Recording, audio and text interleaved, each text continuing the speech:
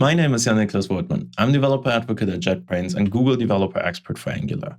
Big fan of content projection here. It is a great feature that allows for more flexible components. There's just one thing that I see way too often happening in Angular projects. Let me show you something. Let's say we have an accordion component that accepts the content that can be expanded via ng content. One thing that we will notice is that our inner component is getting evaluated even though the accordion is closed.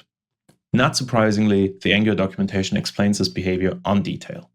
If your component needs to conditionally render content or render content multiple times, you should configure that component to accept an ng template element that contains the content you want to conditionally render. Using an ng content element in these cases is not recommended because when the consumer of a component supplies the content, that content is always initialized. Let's refactor our component to use template outlet instead. We define a content child and the variable name it can be accessed by. Also in our parent component, we wrap the content in an ng template and assign that variable. And voila, all done.